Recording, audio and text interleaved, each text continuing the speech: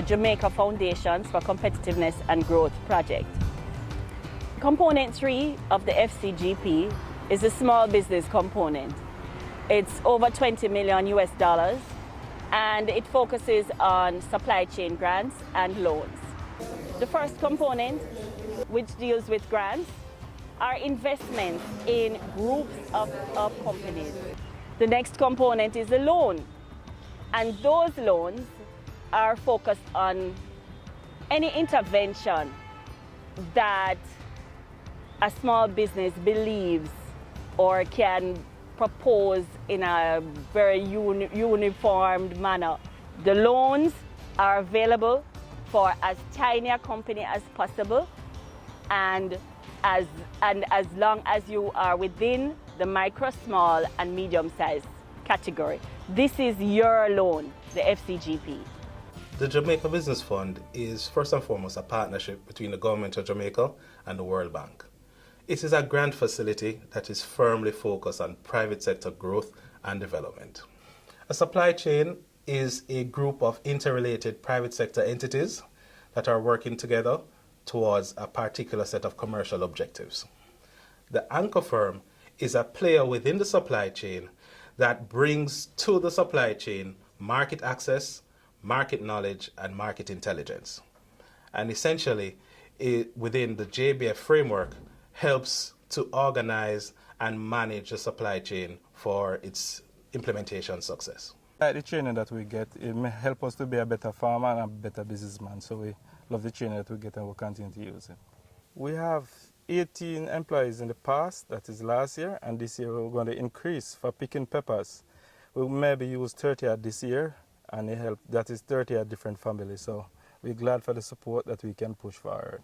It's one of the biggest constraints in getting set up with a greenhouse hydroponic operation. It's the high cost associated with structure and equipment. So had it not been for that God-sent grant, we wouldn't be doing this project.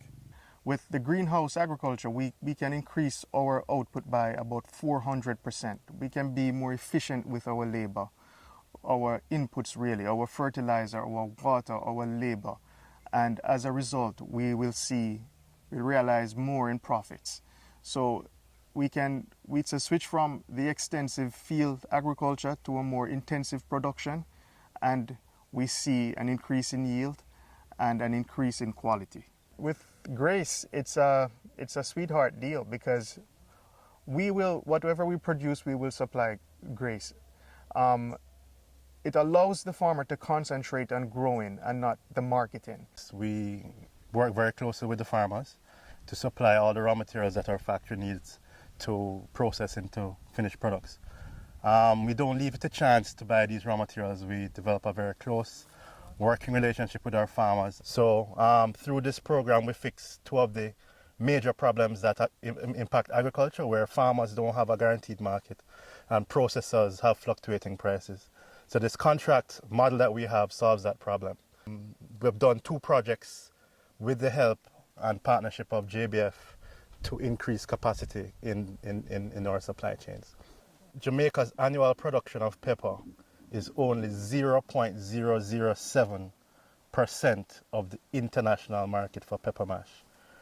While at the same time, we have discovered that our pepper mash has attributes that make it extremely marketable on the international market.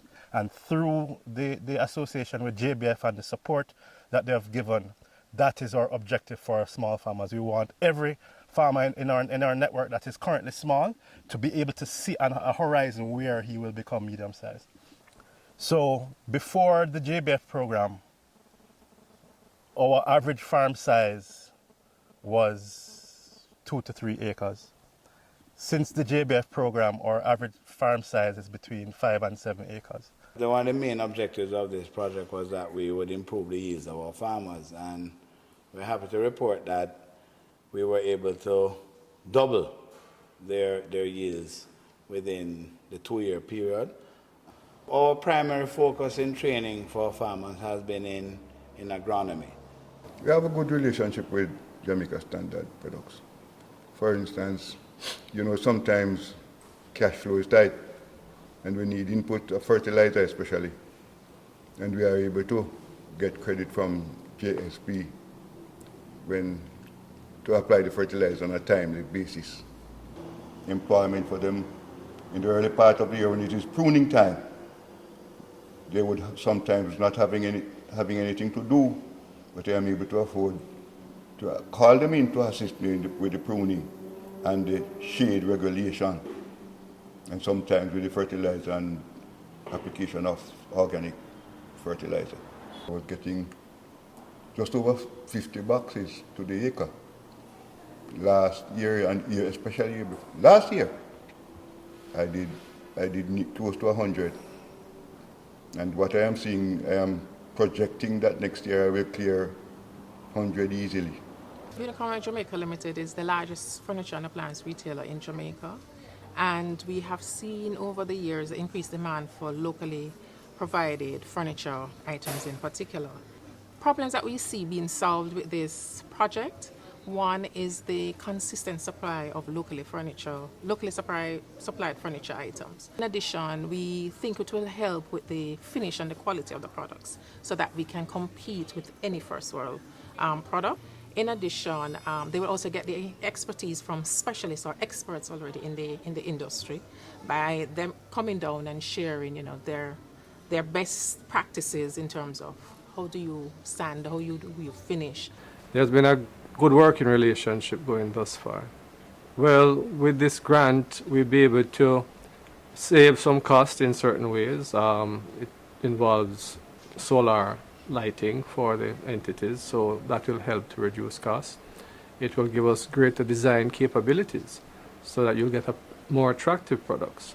And in terms of cutting consistency, that when you're assembling the product, it will be much easier and you'll have greater integrity of the sizing and of all parts that's involved. So it's very important. And with that, the machine actually does the cutting to the specifications that you have set out. So that is where the consistency of your parts will come in. JBF and Sanders is helping us to be more productive in our products. JBF and the Sanders Foundation got together, and the whole idea is to bring their product now to tourism retail. There is a lot of straw product or pseudo straw product in our stores at the moment. Most of it is imported. We are expecting to do away with the imports as we gradually move these products up. Accessing new markets is certainly great, is the biggest possibility that we have based on new standards and new product. As a designer, what I'm looking to do is to raise the market possibilities for the artisans, bringing it not only to be a crafts product for the souvenir market, but bringing that into a crafts to fashion or crafts to home decor design. B&D Trawling is a family-owned business, started some 30-odd years ago. This project with the Jamaica Business Fund focuses on developing the artisanal fisher folk. This project seeks to reap great benefits for the beneficiaries, the anchor firm, and Jamaica within this year and the years to come, and many more. We'll see a great increase in the knowledge base and foundation of our fisher folk in how they manage and handle food in a safe manner, and how they go out and target efficiently with the new technology that they will be provided with. This project has created a great opportunity for one of the largest fishing villages in Jamaica, Rocky Point, by us providing a landing site which allows fisher folk to enter their products for the export market, opens up an opportunity wide and far for them that they never thought they would be able to access. Party time service, as our tagline suggests, we had a touch of class to any occasion. At the time, I had looked at other loans option, and it's not like today where the rates are low. The rates are real high, in the region of 20% especially for unsecured loans. So that facility was really great in terms of the interest rate. And at the time when I got the loan, it was the best on the market. We couldn't find anything comparable with any commercial bank. At first, we were doing a lot of third-party services, especially in the areas of tents and portaloos. However, having acquired this loan, we acquired our own equipment, so we are able to respond more quickly to customer demands. The loan has allowed us now with increased business. We are expanding our fleet.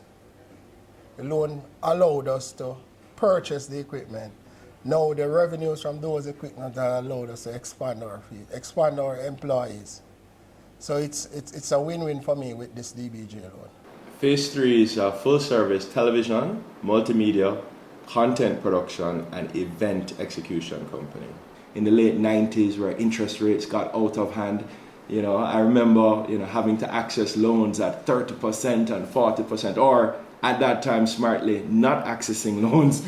Access to capital is an issue because it is a business still that requires, certainly the level that Phase 3 operates at right now, it requires huge capital investment and reinvestment every 6 or so years. We felt a lot safer at the time borrowing in Jamaican dollars, and the DBJ rate seemed very attractive and one that that we could manage at the time. So we just found dealing with DBJ to be very easy, very straightforward, and it seemed attractive for our business as compared to all the other options that we had. Well, our business is a business that helps significantly to facilitate with individuals with their lifestyle goals in actually making them healthier and making them feel better as a person. Resource challenge was another challenge as far as funding was concerned, because we are no millionaire by the stretch of the imagination. So we had to figure out, hey, where do we get funding for something like this? And then that was a journey uphill with a bag of rocks around your neck more than anything else. I visited 2 financial institutions, and the issue was collateral to get the required amount we needed. And when they said, no man, it's quite easy, just let them know. And it is really what they said. It was 1, 2, 3. The experience was unbelievable. It was great. It is not what you're used to with bank loans in general. To me, they care, which is the difference with a commercial bank. You kind of get the feeling that, oh, you're just another client. Move along, we'll get the next one.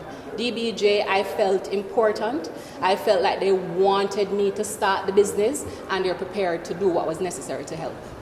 I am forever grateful to DBJ, thankful to the team that made me feel like, yeah man, go after your goal, we're here for you. And I will just never forget it. Lifestyle Fitness started in 2016.